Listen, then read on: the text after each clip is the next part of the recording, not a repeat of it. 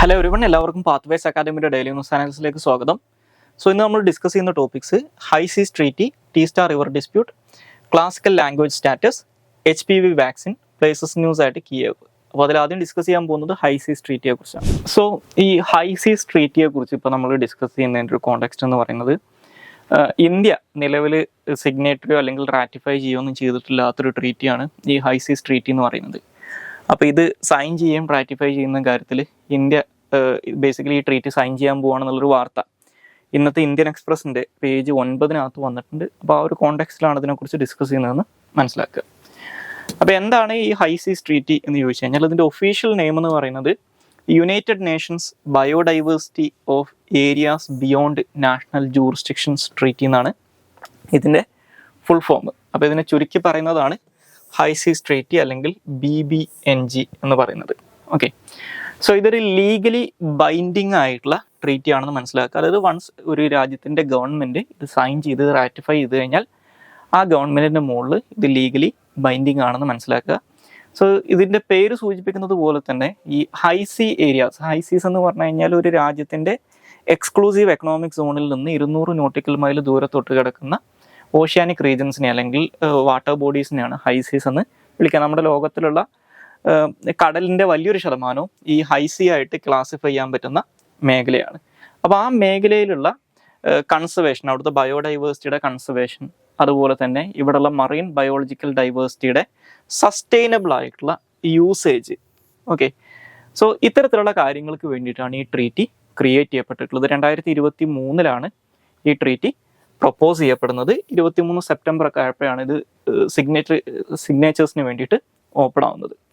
അപ്പോൾ ഈ ലോകത്തിൽ ഈ മാരിടൈം റീജിയനോട്ടും മാരിടൈം ഏരിയാസുമായിട്ട് ബന്ധപ്പെട്ടിട്ടുള്ള ഏറ്റവും പ്രധാനപ്പെട്ട ട്രീറ്റികളിലൊന്നാണ് UN ക്ലോസ് എന്ന് പറയുന്നത്, അല്ലെങ്കിൽ United Nations convention on law of സീസ് എന്ന് പറയുന്നത്.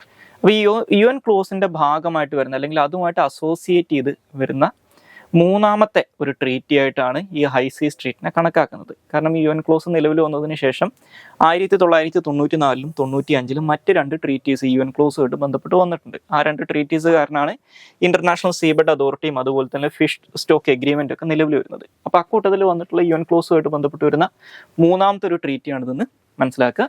ഇനി ഞാൻ നേരത്തെ പറഞ്ഞതുപോലെ ഈ ഹൈ സീസ് എന്ന് പറയുന്ന ഏരിയാസ് എന്ന് പറയുന്നത് ഒരു രാജ്യത്തിൻ്റെ എക്സ്ക്ലൂസീവ് എക്കണോമിക് സോണിൽ നിന്ന് 200 നോട്ടിക്കൽ മൈൽ ദൂരെ കിടക്കുന്ന വാട്ടർ ബോഡീസിനെയാണ് അല്ലെങ്കിൽ കടലിനെയാണ് ഹൈ സീസ് ആയിട്ട് കണക്കാക്കുന്നത് എന്ന് മനസ്സിലാക്കുക. ഇനി നിലവിൽ ഈ ഒരു പെർട്ടിക്കുലർ എഗ്രിമെന്റിനകത്ത് സിഗ്നറ്ററീസ് ആയിട്ടുള്ളത് 91 രാജ്യങ്ങളാണ്.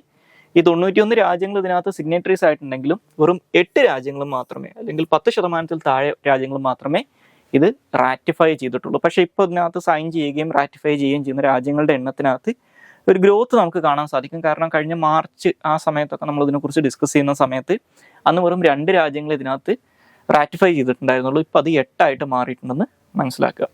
ഇനി അതുപോലെ തന്നെ ഈ ഒരു ട്രീറ്റിയുടെ ഇപ്പോൾ നമ്മുടെ UN ക്ലോസ് ഒക്കെ പോലെ തന്നെ ഈ ട്രീറ്റിയുടെ ബൈലോക്കകത്ത് പറയുന്നൊരു കണ്ടീഷൻ എന്ന് പറയുന്നത്, ഈ ട്രീറ്റി എൻഫോഴ്സ് ചെയ്യണമെങ്കിൽ, ഈ ട്രീറ്റി നിലവിൽ വരണമെങ്കിൽ, ഇപ്പോൾ ഇത് നിലവിൽ വന്നിട്ടില്ല, ഈ ട്രീറ്റി നടപ്പിലാക്കി തുടങ്ങണമെങ്കിൽ യുണൈറ്റഡ് നേഷൻസ് ജനറൽ അസംബ്ലിയിലെ അംഗങ്ങളായിട്ടുള്ള അല്ലെങ്കിൽ UN അംഗങ്ങളായിട്ടുള്ള അറ്റ്ലീസ്റ്റ് 60 രാജ്യങ്ങളെങ്കിലും ഇത് റാറ്റിഫൈ ചെയ്യണം എന്നുണ്ട്.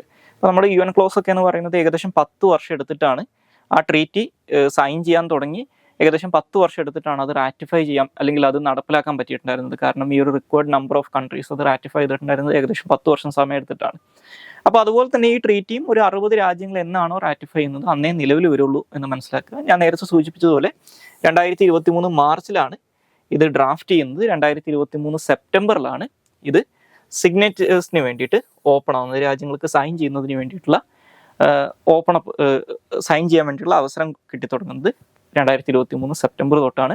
ഇത് 2025 സെപ്റ്റംബർ 20 വരെയാണ് രാജ്യങ്ങൾക്ക് ഇതിനകത്ത് സിഗ്നേറ്ററീസ് ആയിട്ട് മാറാൻ പറ്റുക. അപ്പോൾ ഈ രാജ്യങ്ങൾക്ക് സിഗ്നേറ്ററീസ് ആയിട്ട് ഈ പറയുന്ന 2025 സെപ്റ്റംബർ 20 മുമ്പ് ഇതിനകത്ത് സിഗ്നേറ്ററീസ് ആവാൻ ആഗ്രഹിക്കുന്ന രാജ്യങ്ങൾ അതിനകത്ത് സിഗ്നേറ്ററീസ് ആവണമെന്നാണ് പറയുന്നത്. അതിനുശേഷം രാജ്യങ്ങൾക്ക് ഈ ട്രീറ്റി അഡോപ്റ്റ് ചെയ്യാമെങ്കിലും ഇതിനകത്ത് സിഗ്നേറ്ററീസ് ആവാൻ പറ്റില്ല എന്ന് മനസ്സിലാക്കുക. പിന്നെ ഞാൻ നേരത്തെ സൂചിപ്പിച്ച പോലെ നിലവിൽ ഇന്ത്യ ഇതിനകത്ത് ഒരു പാർട്ടി ഇല്ല എന്ന് മനസ്സിലാക്കുക. ഇന്ത്യ ഈ ട്രീറ്റി സൈൻ ചെയ്തിട്ടുമില്ല, ഇന്ത്യ ഇത് റാറ്റിഫൈ ചെയ്തിട്ടും ഇല്ല. പക്ഷെ അതിനെക്കുറിച്ചിട്ടുള്ള അതായത് ഈ ട്രീറ്റ് ഇപ്പോൾ സൈൻ ചെയ്യാനും റാറ്റിഫൈ ചെയ്യാനും പോവുകയാണെന്നുള്ള വാർത്തയാണ് നമ്മൾ ഇന്നത് ഡിസ്കസ് ചെയ്യാനുള്ള കാരണം. ഇനി അടുത്തതായിട്ട് ഡിസ്കസ് ചെയ്യാനുള്ള ടോപ്പിക് ടീസ്റ്റ റിവർ വാട്ടർ ഡിസ്പ്യൂട്ടിനെ കുറിച്ചാണ്. അപ്പോൾ നമ്മുടെ ഇന്ത്യ ബംഗ്ലാദേശ് റിലേഷൻഷിപ്പിനകത്തുള്ള ഏറ്റവും പ്രധാനപ്പെട്ട ഒരു ബോൺ ഓഫ് കണ്ടൻഷൻ അല്ലെങ്കിൽ ഏറ്റവും പ്രധാനപ്പെട്ട ഒരു ഡിസ്പ്യൂട്ട് എന്ന് പറയുന്നത് ടീസ്റ്റ നദിയുടെ വെള്ളം ഷെയർ ചെയ്യുന്നതുമായിട്ട് ബന്ധപ്പെട്ടിട്ടാണ്. അപ്പോൾ ഇതുമായിട്ട് ബന്ധപ്പെട്ട് ഇന്നത്തെ ഹിന്ദുവിൻ്റെ പേജ് 12-നകത്ത് ഒരു വാർത്ത വന്നിട്ടുണ്ട്. അപ്പോൾ ഇന്ത്യക്കും ബംഗ്ലാദേശിനും ഇടയിലുള്ള ഈ ഒരു ടീസ്റ്റ വാട്ടർ ഡിസ്പ്യൂട്ടിനകത്തുള്ള പ്രധാനപ്പെട്ട ഒരു ഇഷ്യൂ വരുന്നത് എന്ന് പറയുന്നത് ഇന്ത്യൻ സ്റ്റേറ്റ് ആയിട്ടുള്ള വെസ്റ്റ് ബംഗാളിൻ്റെ ചില നിലപാടുകളാണ്. അപ്പോൾ ആ ഒരു ഇഷ്യൂ ആയിട്ട് ബന്ധപ്പെട്ടിട്ടാണ് ഈ ഒരു വാർത്ത വന്നിട്ടുള്ളത്. അപ്പോൾ ആ ഒരു കോണ്ടെക്സ്റ്റിലാണ് ഇതിനെക്കുറിച്ച് നമ്മൾ ഡിസ്കസ് ചെയ്യുന്നത്. അപ്പോൾ ഈ ടീസ്റ്റ റിവർ വാട്ടർ ഡിസ്പ്യൂട്ടിനെ കുറിച്ച് നോക്കുന്നതിന് മുമ്പായിട്ട് ഈ ടീസ്റ്റ റിവറിനെ കുറിച്ചിട്ടുള്ള ബേസിക് ആയിട്ടുള്ള ചില കാര്യങ്ങൾ അറിഞ്ഞിരിക്കുക. സോ നമ്മുടെ ഇന്ത്യൻ സംസ്ഥാനമായിട്ടുള്ള സിക്കിമിലെ ഒരു സോ ലാമു ലേക്ക് എന്ന് പറയുന്ന ലേക്കിലാണ് ഈ ടീസ്റ്റ റിവർ ഒറിജിനേറ്റ് ചെയ്യുന്നത്. പിന്നീട് ഈ സിക്കിമിൽ നിന്ന് വെസ്റ്റ് ബംഗാളിലൂടെ ബംഗ്ലാദേശ് വഴി ബേ ഓഫ് ബംഗാളിൽ ചെന്ന് പതിക്കുന്ന ഒരു റിവറാണ് ടീസ്റ്റ റിവർ എന്ന് പറയുന്നത്. ഇനി ഈ പറയുന്ന സോലാമോ ലേക്ക് അല്ലാതെ ഈ ടീസ്റ്റ റിവറിന്റെ പ്രധാനപ്പെട്ട സോഴ്സസ് ആയിട്ട് അല്ലെങ്കിൽ ഇതിനകത്ത് വെള്ളം കോൺട്രിബ്യൂട്ട് ചെയ്യുന്ന മറ്റുള്ള സോഴ്സസ് ആയിട്ട് കണക്കാക്കുന്നത് ഒരു പഹുർണി ഗ്ലേഷ്യർ ഉണ്ട്, അതുപോലെ തന്നെ ഒരു കാങ്സെ ഗ്ലേഷ്യർ എന്ന് പറയുന്ന മറ്റൊരു ഗ്ലേഷ്യർ ഉണ്ട്. അപ്പോൾ ഇതും ഈ ടീസ്റ്റയുടെ സോഴ്സ് ആയിട്ടാണ് കണക്കാക്കുന്നത്. ഇനി ബംഗ്ലാദേശിൽ, അതായത് നമ്മുടെ വെസ്റ്റ് ബംഗാളിൽ നിന്ന് ടീസ്റ്റ റിവർ ബംഗ്ലാദേശിലേക്ക് എൻ്റർ ചെയ്ത് കഴിഞ്ഞാൽ ബംഗ്ലാദേശിൽ വെച്ചിട്ട് ഈ ടീസ്റ്റ റിവർ ബ്രഹ്മപുത്ര റിവറുമായിട്ട് കൂടിച്ചേരുന്നുണ്ട്.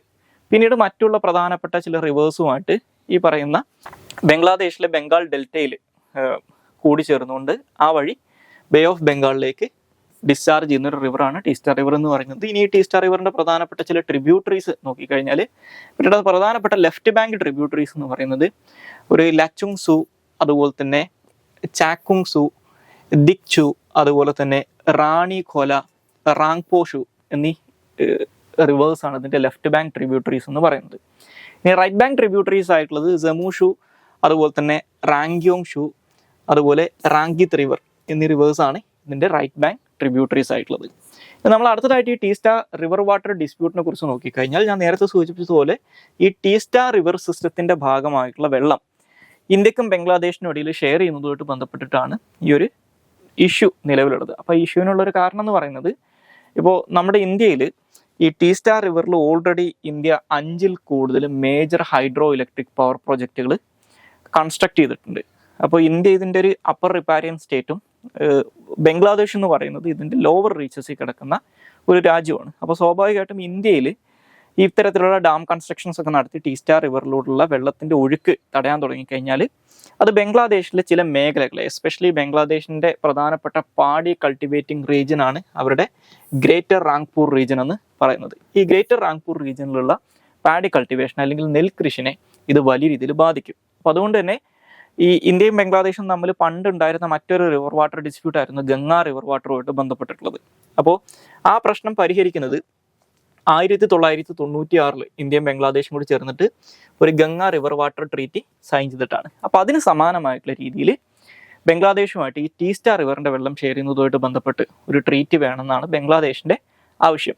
അപ്പോൾ ഇത് ഏകദേശം ഇതിനുള്ളൊരു ഡ്രാഫ്റ്റ് ട്രീറ്റി നമ്മൾ ഓൾറെഡി റെഡിയാക്കി വെച്ചിട്ടുണ്ട്. ഇപ്പോൾ 2011 ഇന്ത്യയും ബംഗ്ലാദേശും തമ്മിൽ നടത്തിയിട്ടുണ്ടായിരുന്ന ഒരു സീരീസ് ഓഫ് ചർച്ചകളുടെ ഭാഗമായിട്ട് ഈ ടീസ്റ്റ റിവർ വാട്ടർ ട്രീറ്റിയുടെ ഒരു ഡ്രാഫ്റ്റ് രണ്ട് രാജ്യങ്ങളും കൂടി അംഗീകരിച്ചുകൊണ്ട് തയ്യാറാക്കിയിട്ടുണ്ടായിരുന്നു. അപ്പോൾ ആ ഒരു ട്രീറ്റി അനുസരിച്ച് ടീസ്റ്റ റിവറിൻ്റെ ടോട്ടൽ വാട്ടർ ഫ്ലോയുടെ ഏകദേശം 42.5% ഇന്ത്യക്കും 37.5% ബംഗ്ലാദേശിനും ബാക്കിയുള്ള 20% നാച്ചുറൽ ഫ്ലോ മെയിൻറ്റെയിൻ ചെയ്യാനും എന്നുള്ള രീതിയിൽ തീരുമാനമെത്തിയിട്ടുണ്ടായിരുന്നു. പക്ഷേ ഈ എഗ്രിമെൻറ്റ് സൈൻ ചെയ്യാൻ പറ്റാതിരിക്കാനുള്ള പ്രധാനപ്പെട്ട കാരണം എന്ന് പറയുന്നത് നമ്മുടെ വെസ്റ്റ് ബംഗാളിലെ ഗവൺമെൻറ്റിൻ്റെ ഒപ്പോസിഷനാണ്.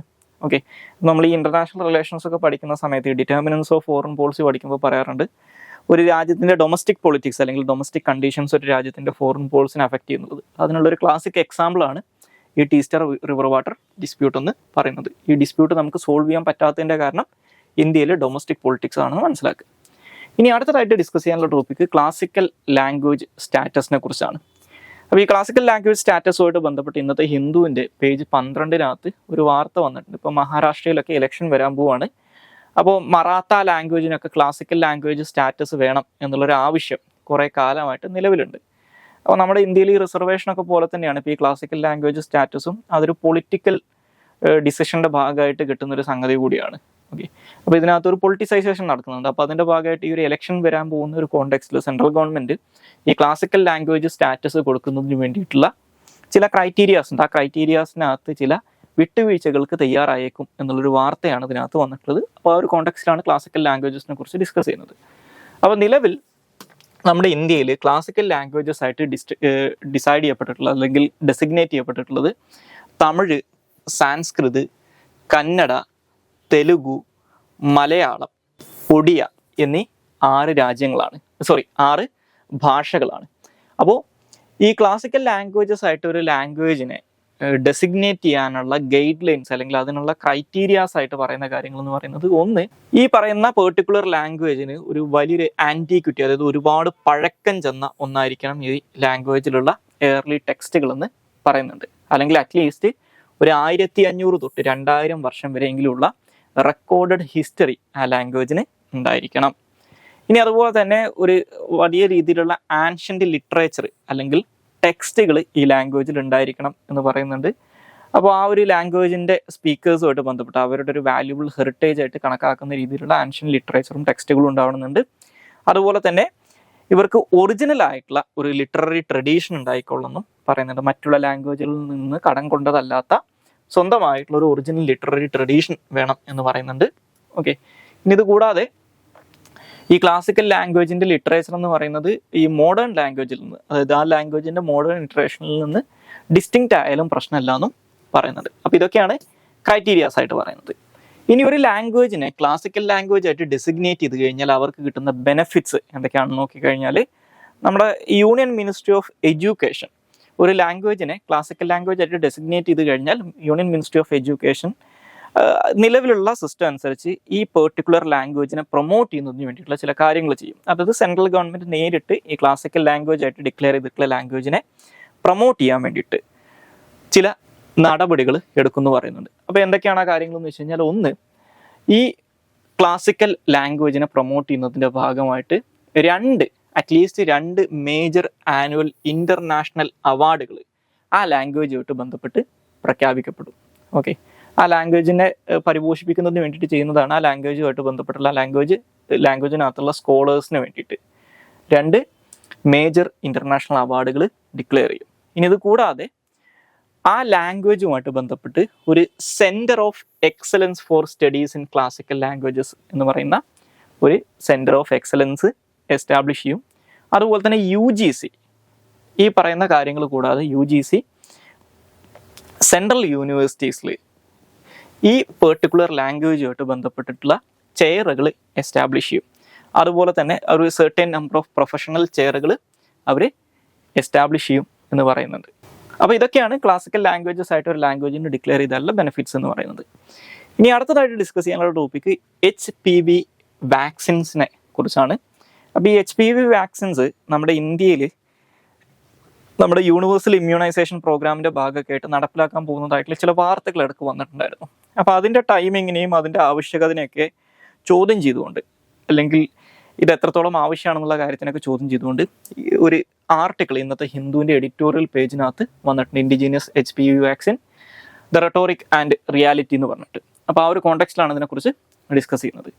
അപ്പോൾ ഈ HPV അല്ലെങ്കിൽ ഹ്യൂമൻ പാപ്പിലോമ വൈറസ് എന്ന് പറയുന്നത് ബേസിക്കലി ഇതൊരു സെക്ഷലി ട്രാൻസ്മിറ്റഡ് ആയിട്ടുള്ള ഡിസീസ് ആണെന്ന്, അല്ലെങ്കിൽ വൈറൽ ഡിസീസ് ആണെന്ന് മനസ്സിലാക്കുക, ഒരു ഇൻഫെക്ഷസ് ഡിസീസ് ആണെന്ന് മനസ്സിലാക്കുക. ഇപ്പോൾ എല്ലാ വർഷവും മാർച്ച് 4-ാം തീയതി ലോകത്തിൽ ഇൻ്റർനാഷണൽ ഈ പറയുന്ന HPV വൈറസ് അവെയർനെസ് ഡേ ആയിട്ട് ഒബ്സർവ് ചെയ്യുന്നുണ്ട്. അപ്പോൾ ഈ HPV എന്ന് പറയുന്നത് ബേസിക്കലി ഇതൊരു സിംഗിൾ സ്ട്രാൻഡ് ഓഫ് വൈറസ് അല്ല, ഏകദേശം 200ഓളം റിലേറ്റഡ് വൈറസുകൾ ഉൾപ്പെടുന്ന ഒരു ഗ്രൂപ്പിനെയാണ് HPV എന്ന് വിളിക്കുന്നത്. അപ്പോൾ അതിനകത്ത് ഈ പറയുന്ന 200ഓളം വരുന്ന വൈറൽ സ്ട്രാൻഡുകളിൽ ഏകദേശം 40 എണ്ണം ഡയറക്റ്റ് ആയിട്ടുള്ള സെക്ഷൽ കോണ്ടാക്റ്റിലൂടെയാണ് സ്പ്രെഡ് ചെയ്യുന്നത് എന്നാണ് പറയുന്നത്. ഇനി ഈ HPV സ്ട്രാൻഡുകളിൽ ഏറ്റവും പ്രധാനപ്പെട്ട 2 HPV സ്ട്രാൻഡുകൾ ഈ ജെനിറ്റൽ വാർഡ്സ്, അതുപോലെ തന്നെ ചില വാർഡ്സിന് കാരണമാവെന്ന് പറയുന്നുണ്ട്. അതുപോലെ തന്നെ ഏകദേശം 12ഓളം HPV ടൈപ്പുകൾ സെർട്ടൻ ടൈപ്പ് ഓഫ് ക്യാൻസേഴ്സിന് കാരണമാകും എന്നും പറയുന്നുണ്ട്. എസ്പെഷ്യലി സ്ത്രീകളെ ബാധിക്കുന്ന ചില ടൈപ്പ് ഓഫ് ക്യാൻസറുകൾക്ക് കാരണമാകുമെന്ന് പറയുന്നുണ്ട്. ഇനി HPV വൈറസുകൾ ട്രാൻസ്മിറ്റ് ചെയ്യപ്പെടുന്നത് ഞാൻ നേരത്തെ സൂചിപ്പിച്ചതുപോലെ സെക്ഷൽ ഇൻട്രാക്ഷൻസിലൂടെയാണ്. അതായത് ലോകത്തിലെ ഏറ്റവും കോമൺ ആയിട്ട് സെക്ഷലി ട്രാൻസ്മിറ്റഡ് ആയിട്ടുള്ള ഇൻഫെക്ഷൻസിൽ ഒന്നാണ് HPV വൈറസ് എന്ന് പറയുന്നത്. അതുപോലെ തന്നെ സ്കിൻ ടു സ്കിൻ കോണ്ടാക്റ്റിലൂടെയും ഇത് സ്പ്രെഡ് ചെയ്യാം എന്ന് പറയുന്നുണ്ട്. അതുപോലെ തന്നെ മദർ ടു ചൈൽഡ് ആ രീതിയിലും ഇത് സ്പ്രെഡ് ചെയ്യാമെന്ന് പറയുന്നുണ്ട്. ഇനി HPV വൈറസിന്റെ ഏറ്റവും പ്രധാനപ്പെട്ട അതിൻ്റെ ഒരു കോൺസിക്വൻസ് എന്ന് പറയുന്നത് ഇത് സ്ത്രീകളിൽ സെർവിക്കൽ ക്യാൻസറിന് കാരണമാകുന്നു എന്നുള്ളതാണ്. ഓക്കെ, അതായത് സ്ത്രീകളുടെ സെർവിക്സിനെ ബാധിക്കുന്ന രീതിയിലുള്ള ക്യാൻസറിന് ഇത് കാരണമാകുമെന്ന് പറയുന്നുണ്ട്. അപ്പോൾ ഈ സെർവിക്കൽ ക്യാൻസർ എന്ന് പറയുന്നത് സ്ത്രീകളെ ബാധിക്കുന്ന, ഗ്ലോബലി നോക്കിക്കഴിഞ്ഞാൽ സ്ത്രീകളെ ബാധിക്കുന്ന ക്യാൻസറുകളിൽ 4th സ്ഥാനത്തിൽ 4ാം സ്ഥാനത്തിന് ഏറ്റവും കൂടുതലായിട്ട് സ്ത്രീകളെ ബാധിക്കുന്ന 4ാമത്തെ കോമൺ ആയിട്ടുള്ള ക്യാൻസറാണ് സെർവിക്കൽ ക്യാൻസർ എന്ന് പറയുന്നത്. നമ്മുടെ ഇന്ത്യയുടെ കേസിലാണെങ്കിൽ അത് 2nd മോസ്റ്റ് കോമൺ ക്യാൻസറാണ്. അപ്പോൾ ഈ ലോകത്തിൽ റിപ്പോർട്ട് ചെയ്യപ്പെടുന്ന സെർവിക്കൽ ക്യാൻസറിൻ്റെ ഏകദേശം 95% കേസുകളുടെയും കാരണമായിട്ട് പറയുന്നത് HPV വൈറസ് ആണ്. അപ്പോൾ ഈ HPV വൈറസ് ഇത് വൺസ് വന്നു കഴിഞ്ഞാൽ ഇതിനെ ഇല്ലാതാക്കുന്നതിന് വേണ്ടിയിട്ട് മാർഗങ്ങളൊന്നും ഇല്ല. അപ്പോൾ ഇതിന് വാക്സിനേഷൻ മാത്രമാണ് ഒരേ ഒരു പ്രതിവിധി എന്ന് പറയുന്നത്. ഒട്ടുമിക്ക കേസുകളിലും HPV വൈറസ് വന്നു കഴിഞ്ഞാലും ഇത് ഡോർമെൻ്റ് ആയിട്ടായിരിക്കും എന്നാണ് പറയുക. അതായത് ഇതിൻ്റെ സിംറ്റംസോ അല്ലെങ്കിൽ ഇത്തരത്തിലുള്ള അസുഖങ്ങളൊന്നും വരാനുള്ള ചാൻസ് ഇല്ല. പക്ഷേ ഇത് ആ ആളിൽ നിന്ന് മറ്റൊരാളിലേക്ക് സ്പ്രെഡ് ചെയ്യും. ഓക്കെ, അപ്പോൾ ഇതിനുള്ള ഒരേ ഒരു എഫക്റ്റീവ് ആയിട്ടുള്ള പ്രിവെൻറ്റീവ് മെഷേഴ്സ് എന്ന് പറഞ്ഞു കഴിഞ്ഞാൽ ഒന്ന് സേഫ് ആയിട്ടുള്ള സെക്ഷൽ റിലേഷൻഷിപ്പുകളാണ്, മറ്റൊന്നെന്ന് പറയുന്നത് വാക്സിനേഷൻ പോലുള്ള കാര്യങ്ങളാണ്. അപ്പോൾ ഇന്ത്യയിൽ ഒരു 2008 തൊട്ട് HPVയുടെ ഡിഫറെൻറ്റ് സ്ട്രാൻഡ്സുമായിട്ട് ബന്ധപ്പെട്ടിട്ടുള്ള വാക്സിനേഷൻസ് ഉണ്ട്. പക്ഷേ ഇപ്പോൾ ഈ ആർട്ടിക്കിളിലൊക്കെ പറയുന്ന വാക്സിനേഷൻ എന്ന് പറയുന്നത് ഈ HPVക്കകത്തുള്ളൊരു ടൈപ്പ് ഓഫ് HPV ആണ്, ഒരു ക്വാഡ്രി വാലന്റ് ഹ്യൂമൻ പാപ്പിലോമ വൈറസ് അല്ലെങ്കിൽ QHPV എന്ന് പറയുന്നത്. ഈ QHPVക്ക് വേണ്ടിയിട്ട് ഈ serum institute of India develop ചെയ്തിട്ടുള്ള വാക്സിനാണ് സെറാവാക് എന്ന് പറയുന്നത്. അപ്പോൾ നമ്മുടെ ഇന്ത്യയുടെ ആദ്യത്തെ ഇൻഡിജീനിയസ്ലി ഡെവലപ്ഡ് ആയിട്ടുള്ള ക്വാഡ്രി വാലന്റ് ഹ്യൂമൻ പാപ്പിലോമ വൈറസ് വാക്സിനാണ് ഈ സെറാവാക് എന്ന് പറയുന്നത്. അപ്പോൾ ഈ HPV വൈറസിൻ്റെ ഏകദേശം 4 സ്ട്രാൻഡുകൾക്ക് എഗെയിൻസ്റ്റ് ആയിട്ട് 4 വേർഷൻസിന് എഗെയിൻസ്റ്റ് ആയിട്ട് ഫൈറ്റ് ചെയ്യാൻ ഈ വാക്സിൻ കേപ്പബിൾ ആണെന്നാണ് പറയുന്നത്. ഇതിനകത്ത് ഇവിടുന്ന് Type 6, Type 11, Type 16, Type 18 ഒക്കെ എഗെയിൻസ്റ്റ് ആയിട്ട് ഫൈറ്റ് ചെയ്യാൻ ഈ സെറാവാക്കിന് കേപ്പബിലിറ്റി ഉണ്ടെന്നാണ് പറയുന്നത്. ഇനി അവസാനമായിട്ട് ഡിസ്കസ് ചെയ്യാനുള്ള ടോപ്പിക്ക് പ്ലേസസ് ന്യൂസ് ആണ്. അത് യുക്രൈൻ്റെ ക്യാപിറ്റലായിട്ടുള്ള കീവാണ്. അപ്പോൾ ഈ യുക്രൈനിയൻ ക്യാപിറ്റലിനെ കുറിച്ച് ഇപ്പോൾ നമ്മൾ ഡിസ്കസ് ചെയ്യാനുള്ള കാരണം, ഇപ്പോൾ ഇന്നലെ ഈ റഷ്യ-യുക്രൈൻ യുദ്ധം നടക്കുന്ന സാഹചര്യത്തിൽ റഷ്യയുടെ ഭാഗത്തുനിന്ന് ഈ യുക്രൈനിൻ്റെ ക്യാപിറ്റൽ സിറ്റി ആയിട്ടുള്ള കിയവിനെതിരായിട്ട് വലിയൊരു ആക്രമണം നടന്നിട്ടുണ്ടായിരുന്നു. അപ്പോൾ അതിനകത്ത് അവിടെ ചിൽഡ്രൻസ് ഹോസ്പിറ്റലൊക്കെ ഈ ആക്രമണത്തിൻ്റെ ടാർഗറ്റ് ചെയ്യപ്പെട്ടിട്ടുണ്ട് എന്നുള്ള രീതിയിലുള്ള വാർത്തകൾ ഇന്നത്തെ എല്ലാ പത്രങ്ങളിലും നിങ്ങൾക്ക് കാണാൻ പറ്റും. അപ്പോൾ ആ ഒരു കോണ്ടെക്സ്റ്റിലാണ് ഇതിനെക്കുറിച്ച് ഡിസ്കസ് ചെയ്യുന്നത്. അപ്പോൾ ഈ കിയവ് എന്ന് പറയുന്നത് യുക്രൈൻ എന്ന് പറയുന്ന രാജ്യത്തിൻ്റെ ഒരു നോർത്ത് സെൻട്രൽ പാർട്ടിലായിട്ട് ലൊക്കേറ്റ് ചെയ്തിട്ടുള്ള ഒരു പ്രദേശമാണ് കിയവ് എന്ന് പറയുന്നത്. ഈ കിയവ് എന്ന് പറയുന്ന നഗരം ഒരുപാട് പഴക്കമുള്ള നഗരങ്ങളിലൊന്നാണ്. അപ്പോൾ യുക്രൈനിലെ ഏറ്റവും പ്രധാനപ്പെട്ട റിവേഴ്സിലൊന്നാണ് ഡാനിപ്പർ റിവർ എന്ന് പറയുന്നത്. ഈ ഡാനിപ്പർ റിവറിൻ്റെ 2 കരകളിലായിട്ടാണ് ഈ കിയവ് എന്ന് പറയുന്ന നഗരം ലൊക്കേറ്റ് ചെയ്തിട്ടുള്ളത്. അപ്പോൾ ഇവിടുത്തെ ഒരു ക്ലൈമാറ്റിക് കണ്ടീഷൻ എന്ന് പറഞ്ഞു കഴിഞ്ഞാൽ ഒരു മോഡറേറ്റ്ലി കോണ്ടിനെൻ്റൽ ആയിട്ടുള്ള ക്ലൈമറ്റ് ആണ്. യുക്രൈൻ്റെ ക്യാപിറ്റൽ സിറ്റിയാണിത്. അതുപോലെ തന്നെ യുക്രൈനിലെ ഏറ്റവും പോപ്പുലസ് ആയിട്ടുള്ള സിറ്റിയും ഈ കിയവ് ആണ്. പണ്ട് സോവിയറ്റ് യൂണിയൻ ഉണ്ടായിരുന്ന സമയത്ത് സോവിയറ്റ് യൂണിയനിലെ 3rd ബിഗ്ഗസ്റ്റ് സിറ്റി ആയിരുന്നു കിയവ് എന്ന് പറയുന്നത്. ഇനി യൂറോപ്പിൽ മൊത്തത്തിൽ നോക്കിക്കഴിഞ്ഞാൽ യൂറോപ്പിലെ 7th മോസ്റ്റ് പോപ്പുലസ് ആയിട്ടുള്ള ജനസംഖ്യാടിസ്ഥാനത്തിൽ ഏറ്റവും വലിയ 7ാമത്തെ നഗരമാണ് കിയവ് എന്ന് പറയുന്നത്. സോ ഇത്രയും കാര്യങ്ങളാണ് ഇന്നത്തെ ഡെയിലി ന്യൂസ് അനാലിസിനകത്ത് ഡിസ്കസ് ചെയ്യാനുള്ളത്. Thank you all.